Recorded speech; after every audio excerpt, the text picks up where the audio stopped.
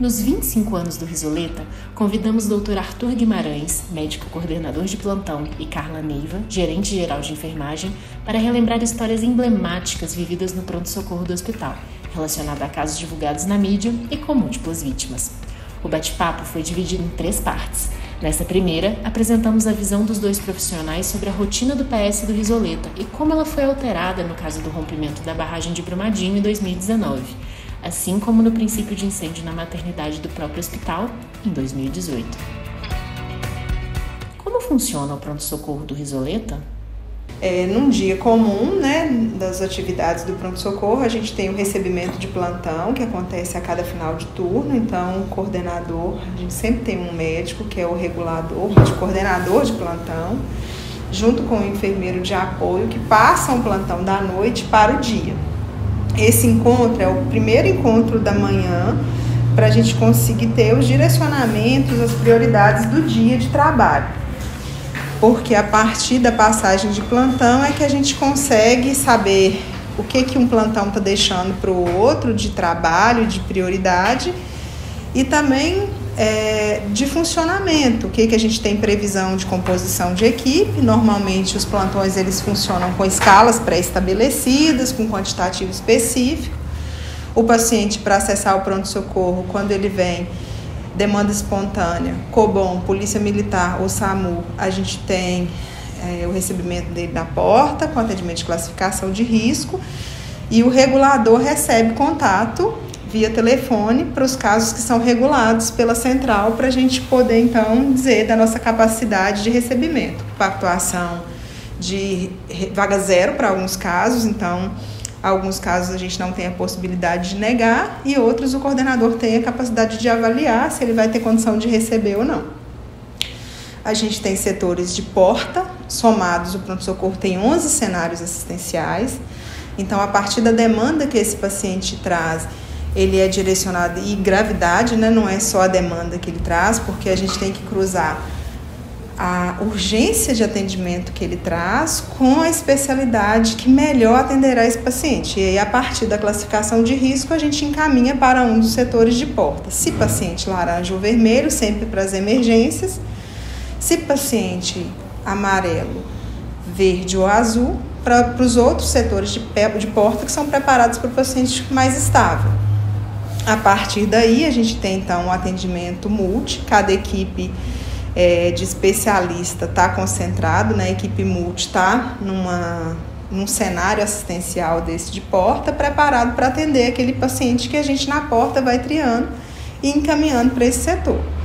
Então, a gente tem uma conferência dessa equipe, em cada huddle a gente bate se a gente tem a equipe completa, se a gente tem desfalque de equipe e se a gente tem alguma demanda que está sobrepondo que é rotineiro, assim, do setor.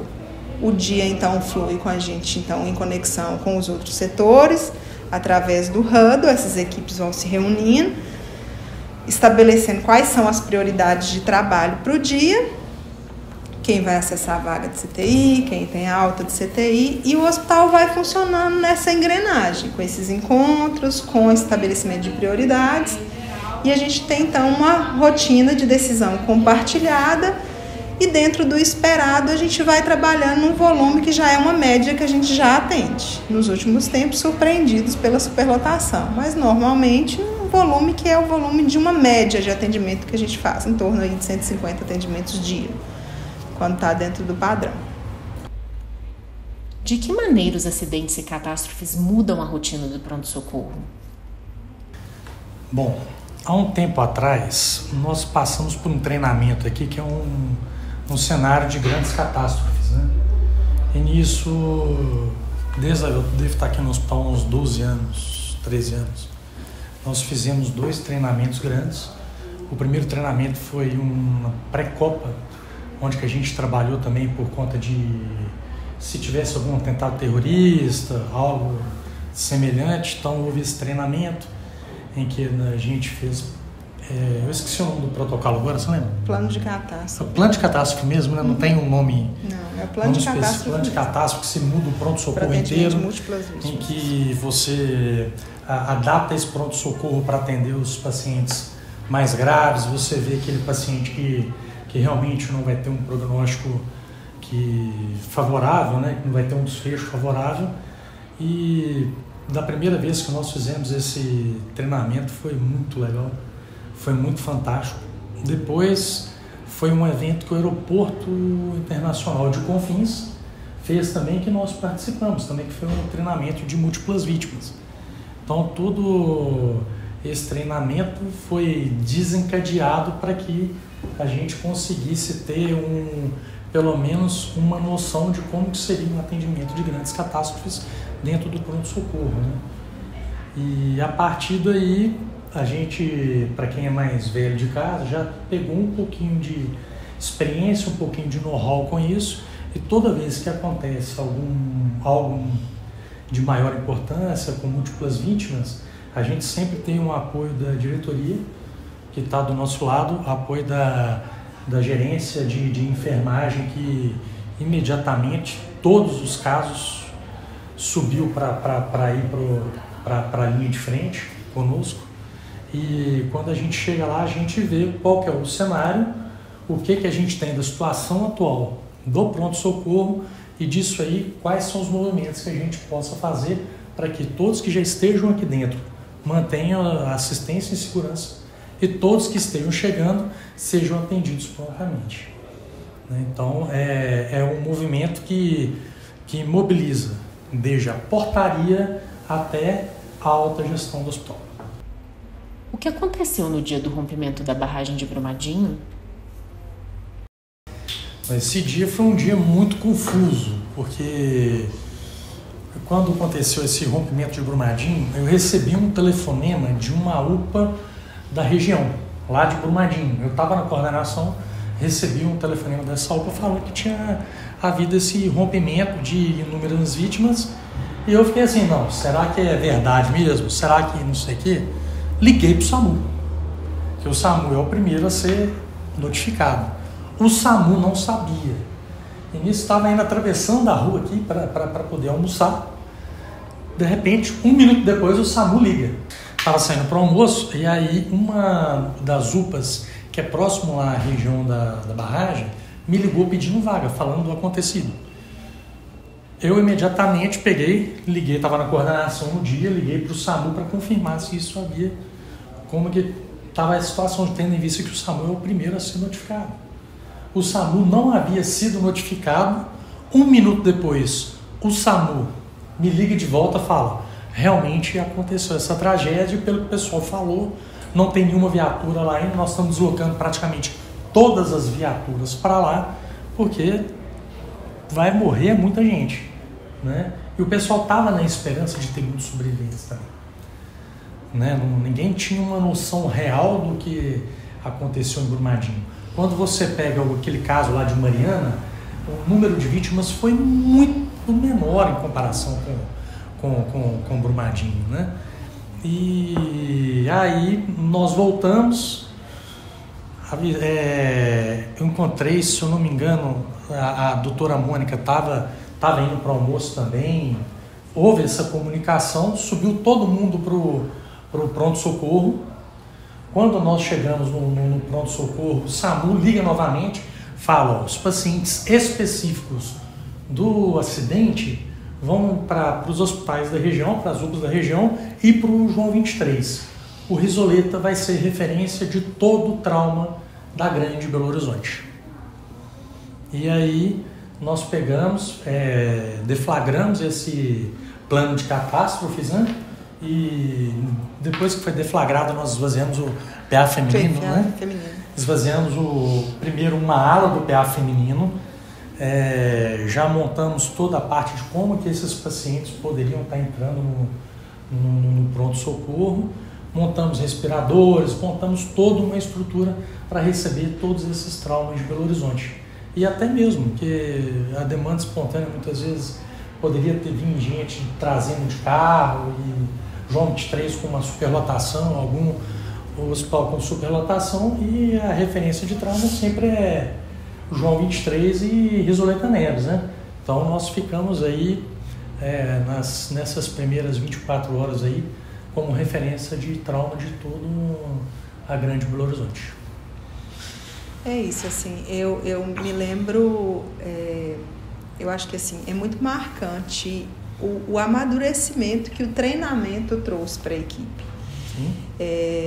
Eu acho que é muito marcante pensar, como o Arthur falou, quando a gente começa o primeiro simulado de catástrofe, o hospital ele se prepara inclusive com equipamentos. Hoje a gente tem uma sala de catástrofe, a gente tem caixa com medicação, com material que fica disponível para uma situação dessa. Então hoje o hospital ele se organizou para isso.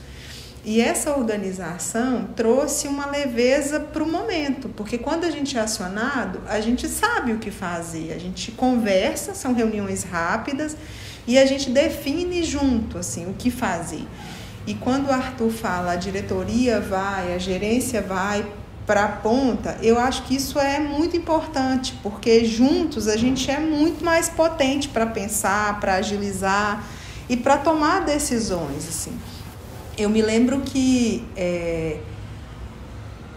a gente recebeu muitas manifestações de profissionais ligando para saber se precisavam vir para cá, de forma voluntária. E isso é muito especial, porque o Risoleta tem uma equipe que é muito engajada. E quando a gente tem uma demanda sinalizada na mídia e que todas as portas ficam em alerta, é muito precioso ver a equipe se manifestar e dizer, olha, eu posso contribuir, eu posso ficar se precisar. Eu estava na gerência do pronto-socorro e eu fui muito acionada com manifestações de pessoas querendo vir para ajudar. E isso é muito bacana, assim. Rapidamente, quando a gente tem a notícia de que não tinha mais sobrevivente, a gente começa a desmontar isso, né? Mas nessa hora a gente já tinha estabelecido essa coisa da referência, porque isso diz da força do trabalho em rede. Nem sempre para catástrofe nós vamos ser a referência, essa instituição vai ser referência. Mas ela é uma instituição inserida na rede de urgência e emergência de Belo Horizonte. Então, às vezes você não vai receber o paciente da catástrofe, mas você vai ser retaguarda para liberar a mão de obra.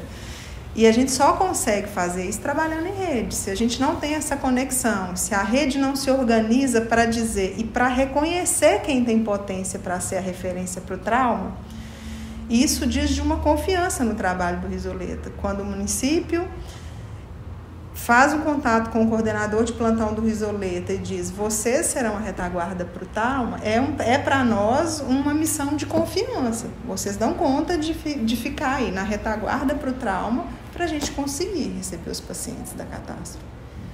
E isso é muito especial. E essa manifestação da equipe, ela é multiprofissional. Isso não é só da enfermagem. Muitas pessoas se dispõem a ficar, a descer.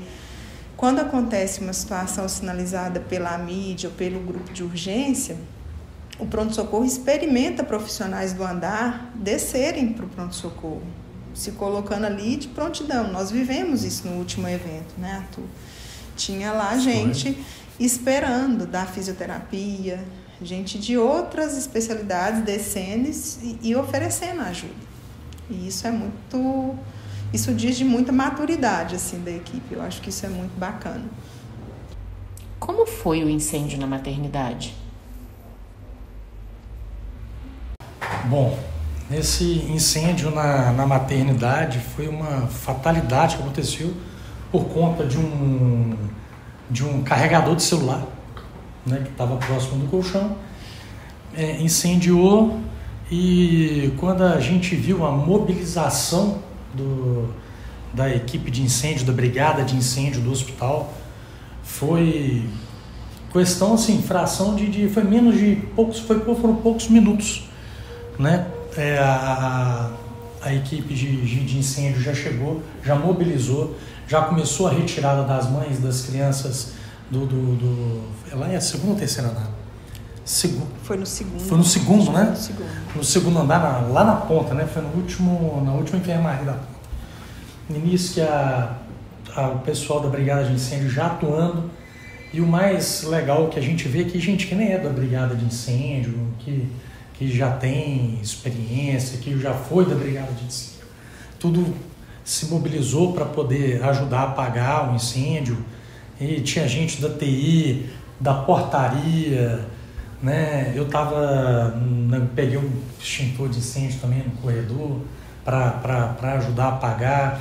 O pessoal foi tirando as mães com as crianças, tudo com muita organização, né? Você vê que não teve nenhum trauma, não teve gente que teve alguma consequência em função do incêndio, então foi muito bem orquestrado isso aí. E o mais interessante é que quando o corpo de bombeiros chegou, o fogo já estava controlado, né? Então foi muito bem desenhado isso aí pela brigada de incêndio. Vê que a turma vira e mexe, sempre tá tendo treinamentos, mudam a brigada de incêndio e eles são sempre atuantes, né? Foi uma única vez que precisaram entrar em ação, mas que teve um desfecho positivo, né?